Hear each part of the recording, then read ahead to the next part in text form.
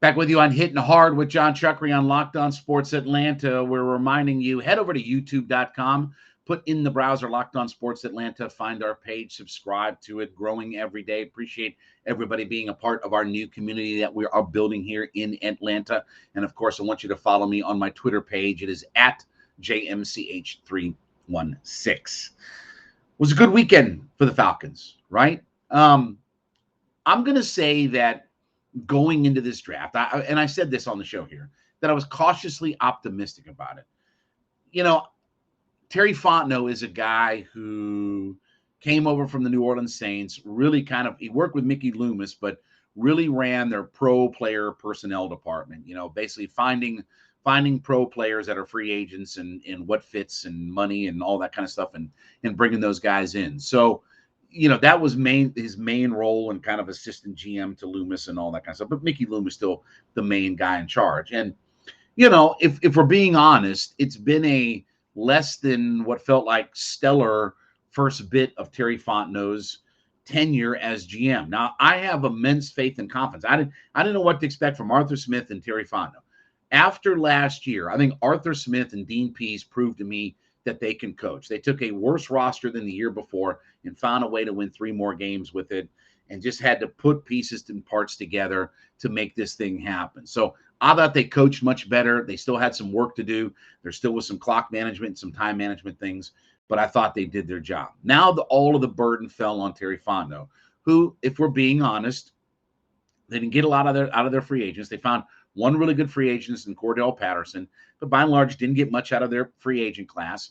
Their draft class did next to nothing. Top to bottom, you didn't get a ton. Yeah, I know Pitts was 1,000-yard wide receiver or whatever, but let's be honest, his impact on only 1 touchdown didn't really change up the culture of the offense. This offseason, I've had my issues with the fact that the Falcons they brought in Ryan Pace, the fired GM of the Bears, and, we have 14 former Chicago Bears and players, coaches, front office personnel. And I'm kind of scratching my head like, why are we pulling from a bad organization? And then night 1 of the draft happened, and we're back to pass catcher. So a lot of things that just kind of made me like, okay. But I thought Terry Fontenot did himself well the rest of the draft. Am I more confident in Terry Fontenot? Yes. They did change their college scouting department. That was one of the things that they did turn over, that they kept everybody in place when they first came in, which is understandable. I mean, you've got a lot to figure out and a lot to have to do. You don't necessarily want to do that. But that was certainly their college scouting department over the last few years has been awful. There's no other way to describe it. Awful. They haven't gotten a lot out of any of their picks. First, second, third, no matter what it is, their picks have not panned out. So that change and then the draft do make me feel a little bit more confident about Terry Fontenot. I'm fully confident in Arthur Smith's ability to coach and Dean Pease's ability to coach defense. And I think the fact that they brought Dean Pease in was a great hire to start with. But we'll find out in 2 or 3 years about what Terry Fontenot really is. This draft class becomes very important because you're moving on and you're transitioning. Look, this is the first time since going into the 2008 calendar year or going into the 2008 draft that you had as much instability in the roster as what you have. We've gotten kind of spoiled about for the last, 13, 14 years. We haven't had to worry about drafting a quarterback. They drafted 1 quarterback in Matt's tenure. We didn't have to worry about too many things because, okay, the roster was built. You made the big trade for Julio when you thought your offense needed to take a turn. And even as you moved on from Roddy White and Tony Gonzalez, you brought other pieces and options in that kept that offense just kind of flowing and going and things like that. You worked on your offensive line. Wasn't great, okay, but you did have a few pieces. Obviously, the Super Bowl year, you drafted a whole bunch of those guys on the defensive side, and Grady and Dion and Neal, and you got a lot of production out of those guys. So it felt like we were playing with a roster that we were a good team, sometimes excellent team, but we were a good team that we were trying to get that next level up. Well, now we're at crash and burn stage. Now the plane is dove nose first into the ground, and it's blown up and we got to rebuild all the pieces. So this draft becomes immensely important, even more than last year. I mean, obviously, you want to see guys from last year's class really take a step forward. You want to see Richie Grant take a big step forward. 23.5% of the snaps last year. That's not going to cut it for a second-round pick in the NFL. If that's all your guy can get on the field, you're not going to be in very good shape. So I expect, obviously, he'll take a step. There'll be other guys that are on the roster. The Jalen Hawkins of the world are going into their third year that were drafted by the last regime that you get some productivity out of. Jalen Mayfield can't be worse than what he was last year.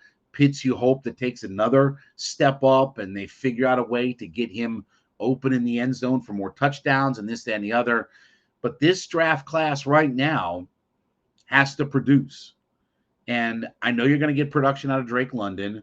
Ebiketie, you're going to get production out of him.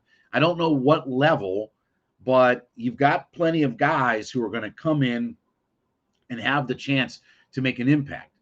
I mean, Ebiketie is a guy who should come in and start at one of your outside linebacker spots and whose job is go crush the quarterback.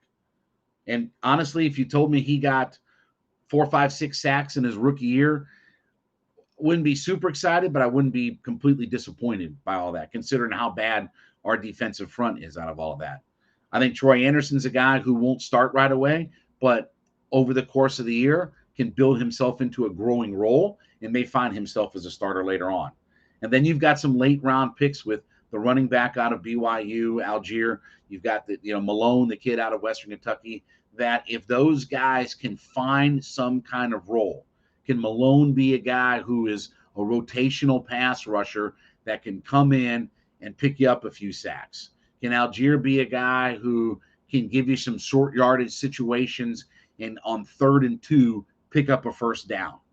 Because you don't have that between the tackles automatic guy unless you tell me that Allison or something like that's going to start to develop out there. But I feel better about where the direction of the franchise is headed. I still have my questions about the philosophy of our offense. You've put a ton of capital into pass catcher. You better use those guys. And I've seen people saying, well, they're going to target London 125, 150 times. Your quarterback's never thrown more than 450 passes in a season. You're going to tell me that he's got 150 targets out of 450 passes to one guy? I find that hard to believe that a rookie is going to get targeted a third of the time, but that's people's craziness, and that's the stuff they throw out there for, to consume and all that kind of stuff. But I feel better about the direction, and I feel better about this draft. I like last year's draft, but it didn't kind of really pan out for the Falcons.